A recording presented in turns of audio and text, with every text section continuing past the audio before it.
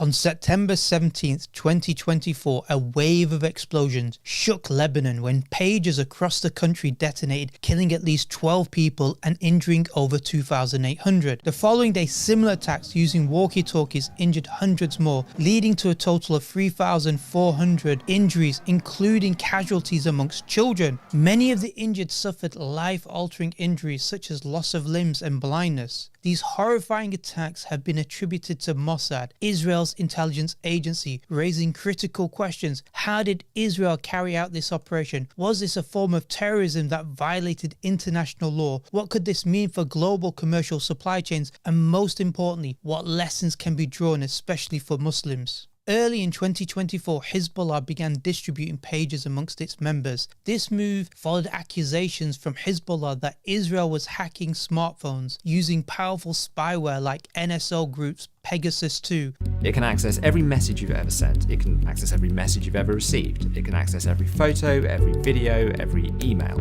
It can turn on your microphone. It can turn on the microphone even when you're not using a phone call and just record what you're doing in the room. It can turn on your camera. It can record what's on your screen. It can access your GPS.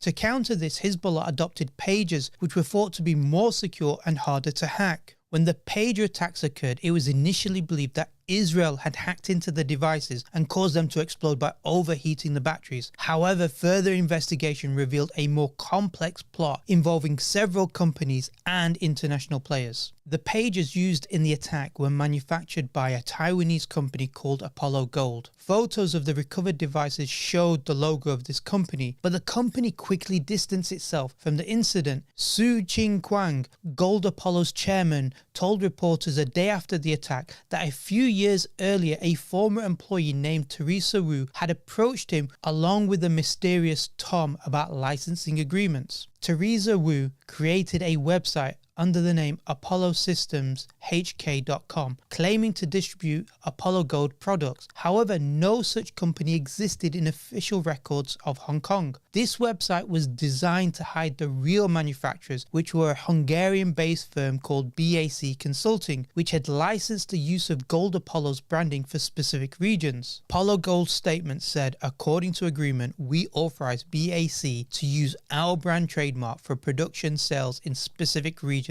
but the design and manufacturing of the products are entirely handled by BAC. This nondescript residency is meant to be the registered offices. All that identifies the property as being the headquarters for BAC Consulting is a printed piece of paper stuck on the inside of one of the windows. Neighbours have said they haven't seen anyone coming in and out of the property for months now. This is the CEO of BAC Consulting, Cristiana Bassoni, who is half Italian and half Hungarian. She holds numerous degrees and various PhDs. She also speaks 7 different languages and has worked for UNESCO. In her CV on the BAC Consulting website, she presents herself as a scientist, stating, I am a scientist using my very diverse background to work on interdisciplinary projects for strategic decision-making policies, water, climate, policies, investments, etc. When asked about the pages implicated in the bombing, she claimed, I don't make the pages, I'm merely an intermediary. I believe you have misunderstood. New York Times reported that BAC Consulting was in fact a shell company for Mossad, who had initially set up the company in 2022. This raises suspicion that she was being used by Mossad, Christiana, as a front for the operation. Further investigations pointed to the use of military-grade explosives like PETN hidden inside pager batteries, which had modified to evade detection. Only a few grams of this would be sufficient to cause serious injury and even death to anyone in close vicinity of these explosives. According to forensic analysis, as reported by Reuters, the pages were bulkier than normal. That's because they had created a special battery pack, which was bigger than normal and which couldn't be detected by X-rays. The battery that housed both the detonator and the explosives was labelled LIBT783. As you can see, the explosives and the detonator were sandwiched between 2 lithium-ion batteries and then enclosed in a case. Like the pager, this battery never existed on the market. Mossad then began creating websites and fake reviews throughout the internet that began marketing both the pages and the batteries, with one fake review stating, it's got a great datasheet and a great performance. Another company Norta Global, based in Bulgaria and run by an Indian-born Norwegian named Rinson Jose, was involved in supplying the pages. None of his family nor his friends were aware that Rinson had a company based in Bulgaria. Both BAC Consulting and Norta Global were both founded in 2022. Strange coincidence. Rinson Jose is now currently missing in the US, where he apparently traveled to attend a conference after the pager attacks occurred, most likely in hiding, but some have claimed that maybe he's Mossad's loose end that has been eliminated. Norta Global also appeared to be a front for Mossad, with links to Israeli tech startup community called Founders Nation. On its website, it states, "We're a startup community dedicated to connecting Israeli entrepreneurs, professionals, ideas, and investors to swap, share, and collaborate to develop and fund new startups." So why was an Indian-born Norwegian registered with an Israeli startup community that's supposedly for Israeli professionals? There are accusations, in fact, that Founders Nations have links with Israeli intelligence and cybersecurity and even cyber hacking teams. So now we're getting a broader picture of what occurred. Mossad used known and legitimate companies like Apollo Gold with a series of fake shell companies like Apollo Systems HK, BAC Consulting and Norta Global across different countries, headed by a series of individuals, some of whom are now missing, with others claiming they had no involvement in producing the explosive pages. These pages were then purchased by some Hezbollah-linked company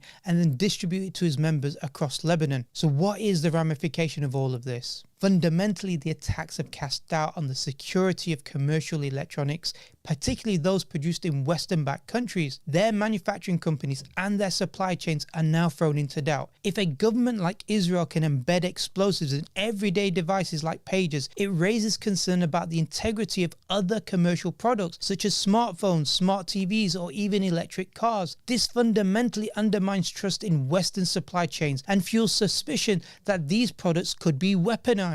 Western media outlets and figures like Piers Morgan have praised the operation as a targeted attack against terrorists. 3,000 members of Hezbollah were targeted, right? Yeah. Would you say that that is, some people have claimed is unlawful? Yep. You've said it's a terror attack, so you think it was illegal. Yep. But I would say that's not. I mean, Israeli Prime Minister Benjamin Netanyahu even attempted to bolster his image by framing the operation as part of a heroic espionage effort. נתניהו, ראית שמשווים אותך לג'יימס בונד? אז פתאום ג'יימס בונד, נתניהו, בנימין נתניהו. However, the reality is far more troubling. The use of booby-trap devices in civilian areas violates international law, specifically Additional Protocol 2 of the Geneva Convention. I know it's becoming a running joke when talking about international law. The West and Israel continually violates international law, commit war crimes, and yet only ever appeal to it when it's used to attack their adversaries, claiming that they, the adversaries, the enemies of the West, are breaking international law. However, according to Additional Protocol 2 from the Geneva Convention, it states it is prohibited to use booby traps or other devices in the form of apparently harmless portable objects, which are specifically designed and constructed to contain explosive material. Without prejudice to provisions of Article 3, it is prohibited to use weapons to which this article applies in any city, town, village, or other area containing a similar concentration of civilians in which combat between ground forces is not taking place or does not appear to be imminent. So the use of these commercial devices such as pagers or walkie-talkies in civilian areas where combat between ground forces isn't taking place is prohibited according to international law. There was absolutely no way to know that these pages kept in pockets at head height to a child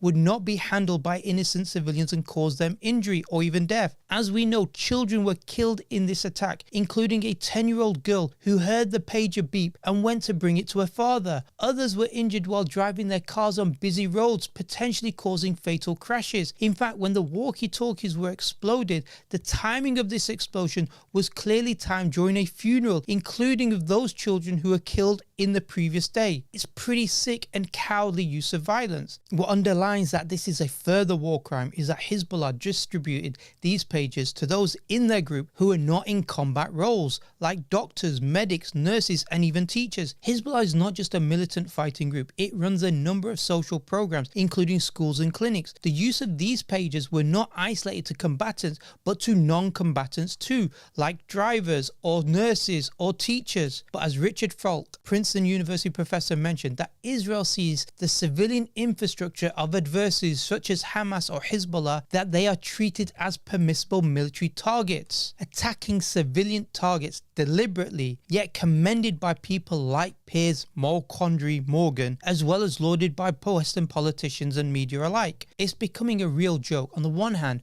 we're told that we have to incessantly condemn Palestinian resistance, and at the same time completely ignore the violations and the war crimes committed by Israel, like these pager attacks. In response to these attacks, there is a growing recognition that reliance on Western or Western-aligned products poses significant risks, particularly for countries and organizations outside of the Western sphere who are not considered Western allies. Some nations are already turning to alternatives from China and Russia, but the broader lesson for Muslim world is this, that we need to develop self-reliance in manufacturing and technology. We need to do this to safeguard against future potential attacks and surveillance. Muslim countries must invest in building their own manufacturing bases, producing secure commercial goods, electronic devices, and secure supply chains. This is not only an economic necessity, but a matter of national security. By producing our own products, our nations can protect themselves from external threats,